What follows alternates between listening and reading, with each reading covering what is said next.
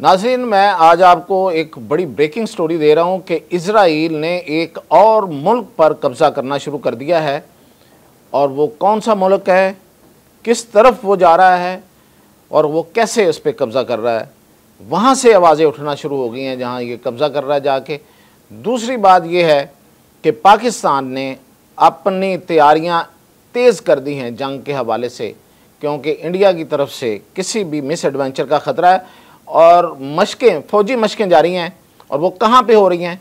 और तीसरी आपको बड़ी खबर ये दूंगा कि रशिया जो है, रूस, वो यूरोप के असाब पर सवार हो गया है और चाइना और रूस का जो इत्तेहाद है उसके सामने अब पूरी दुनिया हेज है।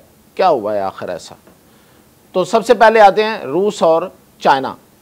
रूस ने बहुत तेज़ी के साथ यूक्रेन की ज़मीनों पर कब्ज़ा करना शुरू कर दिया है, यूक्रेन को एनगल्फ करना शुरू कर दिया है, हज़म करना, हड़प करना शुरू कर दिया है। और यूक्रेन के पास बहुत कम जगह रह गई है कि जो अब रशिया के कंट्रोल में नहीं है। रूस ने वहाँ पे तकरीबन अपनी मर्ज़ी का सफाया कर दिया है और जितने मिनरल्स वहाँ पे उस पर ट्रंप की नज़र थी वो अब रूस के हैं और ट्रंप को वहाँ से कुछ मिलने वाला नहीं है। तो इस वजह से यूरोप बहुत खौफज़दा है और ख़ास तौर पे जो यूक्रेन के साथ वाला यूरोप है वहाँ पे एक परेशानी है। और पूरे यूरोप में इसलिए है कि पूरे यूरोप की कोशिश और मेहनत और पूरी उसकी ज़ोर और उसकी जो ताकत है उसके बावजूद, वसाइल के बावजूद रूस को वो पीछे नहीं हटा सके, रूस को थका नहीं सके। और रूस को उनका ख्याल ये था कि हम तबाह कर देंगे और वो पुरानी तारीख़ जो है वो दोहराई जाएगी, तो ऐसा इस्तेफ़ा नहीं हुआ है। और चाइना ने इधर बहरुल काहिल में अपनी ताकत का, अभी जो आप शायद कुछ तस्वीरें देख रहे होंगे वरना मैं दिखा रहा हूँ आपको, कि वहाँ पे उसने जिस कदर अपनी नेवल पावर का मुजाहरा किया है, तो अमेरिका को उसने धकेल दिया पीछे और अमेरिका अब बहरुल काहिल से ख़ुद निकलने की तरफ सोच रहा है कि वो किस तरीके से यहाँ से अपने आप को निकाले।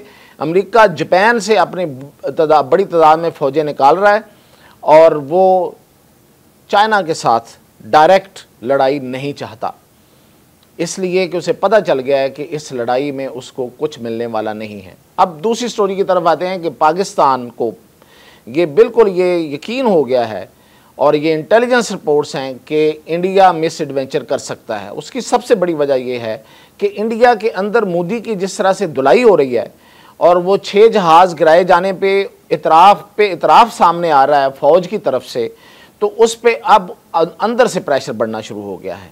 ये अलग बात है कि एक और प्रेशर भी है, वो है आर्मी उसकी फ़ौज की तरफ से।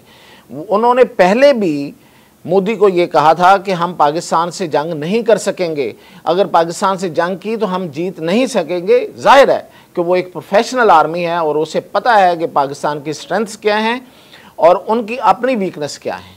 और वो वीकनेस जो अभी भी आपने सुना होगा कि एक प्रेस अटैची जो है वो इंडोनेशिया में कैप्टन ने, इंडियन आर्मी के कैप्टन ने वहाँ पे जो ब्रीफिंग दी, तो उस पर उसने जो कहा कि हम पॉलिटिकल लीडरशिप की वजह से ये 6 तैयारे जो हैं वो हम गिराए, हमारे गिराए जा चुके और हम हार गए हैं। तो इसके पीछे एक लंबी स्टोरी है, वो है करप्शन की एक दास्तान है कि जिसकी वजह से इंडिया के पास लड़ाई के लिए वो हथियार ही नहीं है जो पाकिस्तान का मुकाबला कर सकें। और वो ना अपने कोई हथियार बना सका है, अपने जहाज़, अपने टैंक, अपने मिसाइल, बल्कि वो बाहर से भी जो उसने ख़रीदे हैं वो उसके काम नहीं आ रहे। क्यों? कि वो उनके साथ इंटीग्रेटेड नहीं हैं, वो उनकी ट्रेनिंग उनके साथ नहीं हुई। राफेल का आपने हाल देख लिया कि राफेल नो डाउट कि बहुत जदीद जहाज़ था, लेकिन वो इंडियन चूंकि उसको चला रहे थे तो वो गिर गया। इंडियन चलाने का मतलब ये नहीं है कि इंडियन जो पायलट है उनके अंदर को ख़राबी है, वो ये बात असल में ट्रेनिंग की हो रही है। जो आप जहाँ से आप लेते हैं उस जो कंपनी होती है, उस वो जो टेक्नोलॉजी होती है उसके साथ मिलके आप जो ट्रेनिंग करते हैं। जैसे हमने चाइना से अगर ख़रीदे हैं या चाइना ने हमारे साथ यहाँ बैठ के जहाज़ बनाए हैं पाकिस्तान के अंदर, J-10C पाकिस्तान के अंदर बन रहा है, JF-17 थंडर पाकिस्तान के अंदर बन रहा है, तो इसलिए फिर यहाँ हमारे इंजीनियर्स भी इन्वॉल्व होते हैं, हमें टेक्नोलॉजी की एक एक इंच का पता है। इच्ची बिच्ची का बताया कि कैसे ये जहाज़ जो है वो बिहेव करता है और कैसे ये चलता है, और हमारे पायलट्स जो हैं वो साथ साथ उसकी ट्रेनिंग ले रहे होते हैं। तो इसलिए ये इंडिया के पास ये कैपेसिटी नहीं थी। बहरहाल इसके बावजूद अब जो वहाँ पे दुर्गत बन रही है, जो पॉलिटिकल पार्टीज़ की तरफ से, और जो अब वहाँ पे एक हवा बन गई है मोदी के ख़िलाफ़ कि मोदी ने पाकिस्तान के सामने शिकस्त खाई है, तो मोदी जो है वो कोई भी मिस एडवेंचर कर सकता है। तो उसकी तैयारी के लिए इस वक्त पाकिस्तान गिलगित बल्तिस्तान और चाइना के साथ लद्दाख तक फ़ज़ाई मशक़ें कर रहा है, और बड़ी रिगरस, बड़ी शदीद किस्म की मशक़ें हैं, और इनका मकसद सिर्फ़ और सिर्फ ये है कि भारत की किसी भी आइंदा जो मिस एडवेंचर है उसका मुंह तोड़ जवाब दिया जाए। और मैं ये खबर देने वाला पहला पाकिस्तान में सहाफ़ी हूँ। मैं दावा करता हूँ कि मैंने ये कहा था कि J-35 पाकिस्तान को मिल रहे हैं, और वो पाकिस्तान ने ख़ुद अनाउंस किया। अब जो वज़ीर दफ़ा के हवाले से जो कंट्रोवर्सी आई है, मैं अभी भी अपनी खबर पे कायम हूँ। वज़ीर दफ़ा ने भी बहरहाल इसकी तरदीद नहीं की, उन्होंने गोल मोल सी बात की है कि हाँ ये मीडिया की बात है और ये है वो है। Pakistan J-35 Pakistani pilots J-35A पर इस वक्त ट्रेनिंग ले रहे हैं, और वो इन्हीं इलाकों में वो मशक़ें जारी हैं।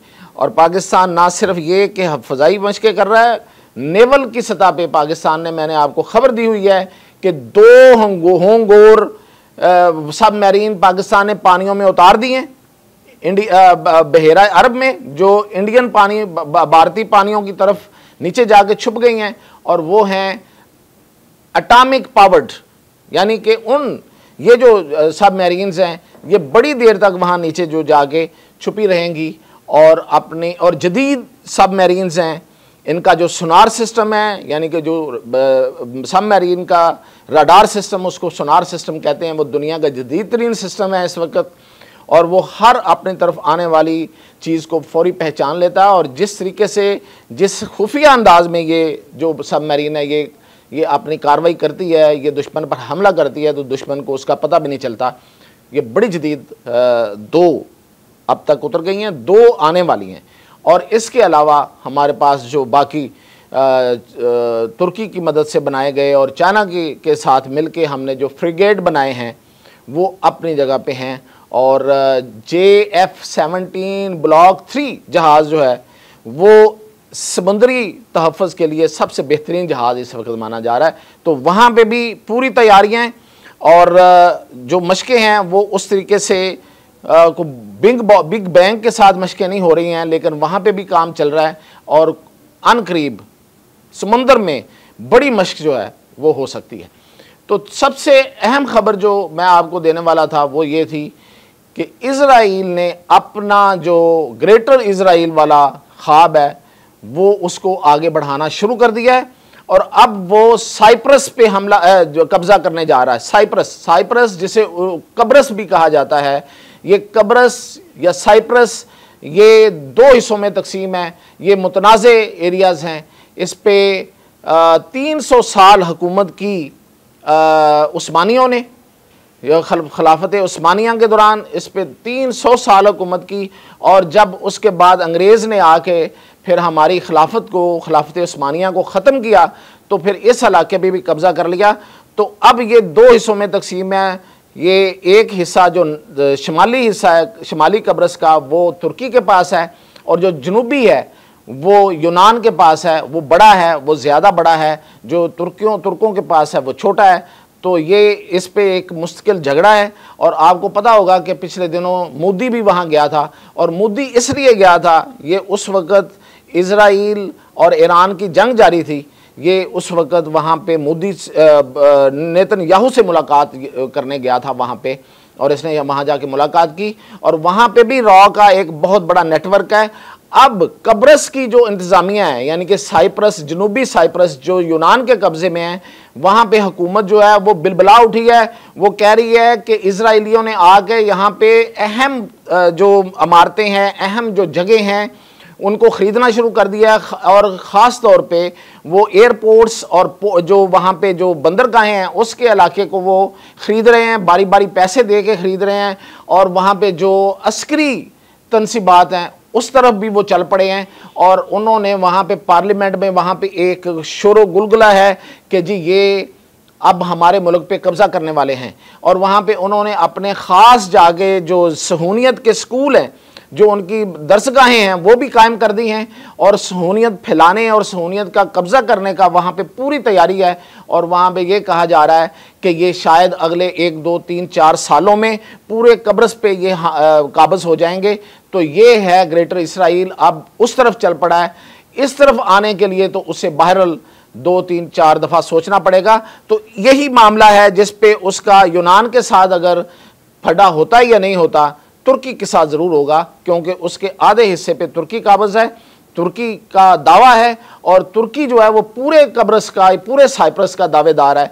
तो इस मामले में वो जो आपको पिछले दिनों खबरें मिल रही थी कि जो इजराइली हैं वो कह रहे हैं कि हमें तुर्की की तरफ पहले बढ़ना पड़ेगा, तो ये है, ये असल में ये मामला जो है वो सामने आ रहा है। तो ये जो इजराइली है, ये जो सहूनियत है, ये आगे से आगे बढ़ रही है। तो ये थी अब तक की अपडेट। मज़ीद अपडेट के साथ हाज़िर हूँ।